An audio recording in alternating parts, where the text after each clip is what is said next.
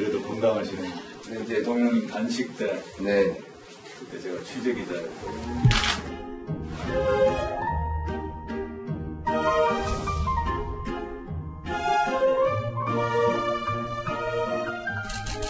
그동안 좀 먹었습니다. 정말로 안 됐어요. 대통령이 잘 선택했어요.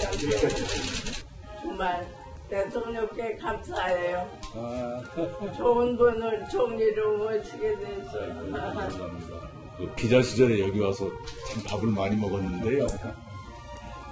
그 대통령이 매운탕을 좋아하셔가지고 잡수시다가 생선 한 토막을 떠가지고 당신 국에 있는 그걸 이렇게 떠서 주세요. 좀 잡수기 전해주시지. 예. 나는 정말 대통령 축하한다. 그 제 고향에 그 법성국 굴비가게 대통령 그래서 내가 퇴임하고 예. 그 굴비집에서 매년 굴비를 보내줍니다. 아, 그렇습니까? 그 가게 벽에 대통령 사진이 크게 붙어 있어요. 아, 그래? 자, 길지균 차장, 이 오늘 예방 행보에서 전두환 전 대통령도 원래는 포함이 됐었다가 빠졌다가 반복이 됐다면서요? 예, 어저께 사실 하루 전에 이미 내일 총리의 일정이 이렇다라고 기자들에게 공지가 되지 않습니까? 네. 처음에는 기자들에게 모든 전직 대통령을 예방한다, 전두환 전 대통령도 예방한다라는 계획이 들어가 있었는데요. 네. 갑자기 문자가 와서 논의 과정 중에 예방이 취소됐다. 네. 오늘 아침에 또 다시 혼선이 이렇게 있었던 겁니다. 왜 그랬을까요? 뭐 내부적으로 논의도 많았다, 다양하게 얘기가 좀 오고 갔다라고 했는데 뭐 특별하게 알려진 이유가 없나요? 정치부 기자들 사이에서 도는 얘기는? 추측만 할 뿐인데요. 사실 지금 5.18 민주화 운동에 관련돼서 전두환 전 대통령을 만나는 것이 부담스러웠을 수도 있고요.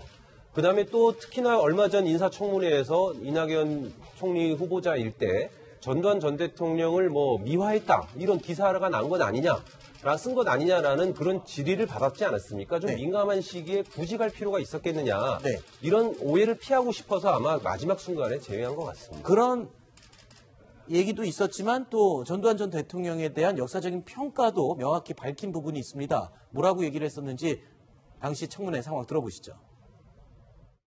전두환 대통령에 대해서 전 대통령에서 어떻게 평가하십니까?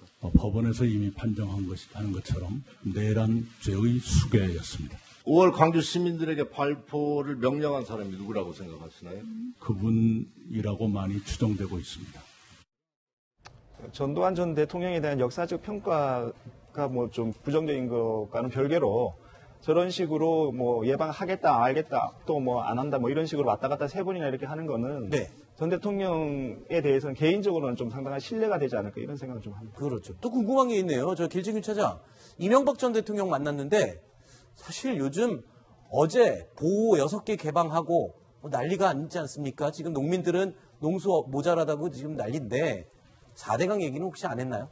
지금 장면이 나오죠. 저기 네. 노출된 장면이고요. 네. 그때는 기자가 있었습니다. 네. 그런데 이제 기자들 다 모르고 비공개로 자기들끼리만 얘기하는 시간이 늘 있거든요. 오늘도 저렇게 공개한 이후에 한 20분 정도 따로 얘기를 했습니다. 네. 독대를 했기 때문에 추측컨대 기자들 사이에서도 네. 그 문제에 대해서 이명박 전 대통령께서 어떤 형태로든 항의의 표시가 있지 않았겠느냐라는 추정은 하고 있는데요. 네. 그 부분에 대해서는 아직까지는 취재가 됐다거나 밝힌 바가 없기 때문에 네. 정확히 알 수는 없습니다. 네, 일각에서는 또 이명박 전 대통령의 이 4대강 사업, 그 이후에 박근혜 정부에서 2차 사업 계획이 실시가 제대로 안 되면서 그러면서 이 녹조 및 다른 문제점이 생긴 거다라고 또 분석을 하는 의견들도 있거든요. 이명박 전 대통령 입장에서는 좀 억울해하는 부분이다, 이런 분석을 하는 사람들도 있습니다. 자, 뉴스탑 10. 다음 순위로 넘어가 볼 텐데요. 김정한 채널A 국제부 차장님은 여기서 인사를 드리고 이어지는 순서에는 이유종 디지털 통합뉴스센터 기자와 함께 하겠습니다. 오늘 수고하셨습니다. 감사합니다. 자, 다음 순위 내용 어떤 내용이 준비되어 있는지 확인해 보시죠.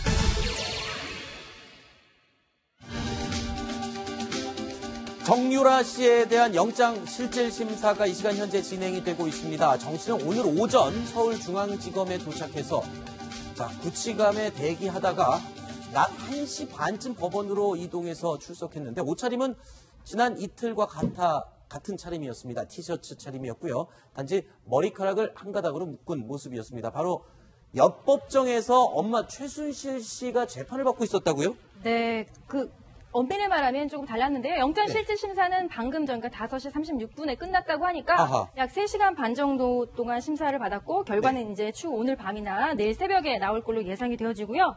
앞서 말씀드렸듯이 굉장히 가까운 곳이었습니다. 정유라 319호.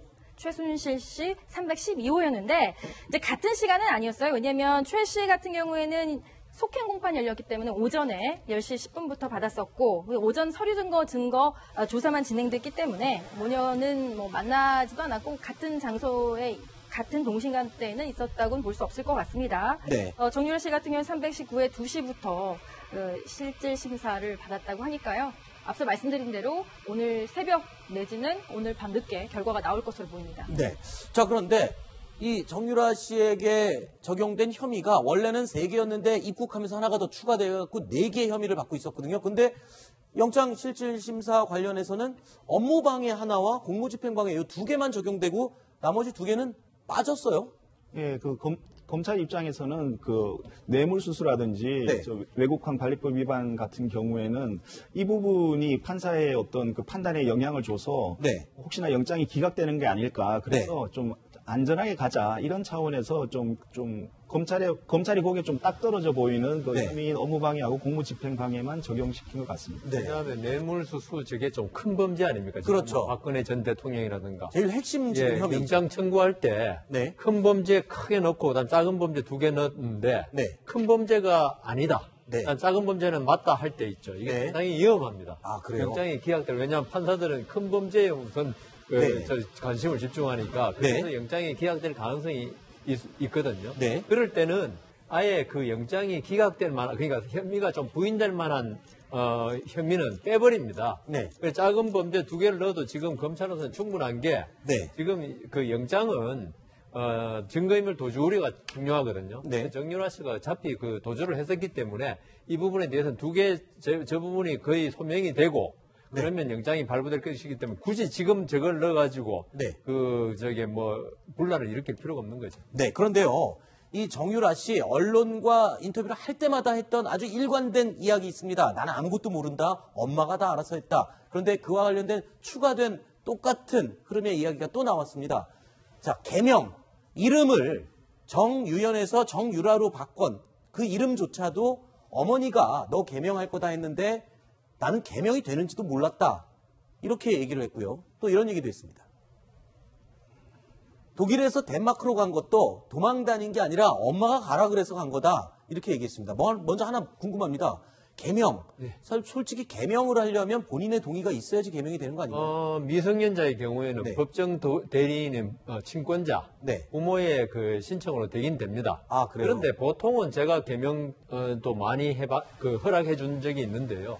5세나 한 8세 정도, 그러니까 사립 판단을 제대로 할 수 없는 때는 동의 없이 하는 경우 많은데, 정유라 씨가 개명할 때는 사실은 거의 고등학교를 마치고 성년일 가까운 때는요, 보통 동의를 갖다 받거든. 자기 이름이 벌써 18, 19 돼가지고 자기 이름이 먼저도 다 아는데, 개명이 먼저도 다 아는데, 네. 부모가 자기 마음대로 하는 건 잘 없습니다. 아니, 근데 최순실 게이트 같은 사건도 일어났는데 네. 개명은 아무것도 아니죠. 그렇겠죠. 그에 비하면. 그럴 수도 있겠군요. 그렇게 볼 수도 있겠군요. 자, 그런데 검찰 관계자가요, 이렇게 일관되게 모른다 하고 엄마에게 모든 책임을 떠넘기는 정유라의 화법에 대해서 이런 평가를 했습니다.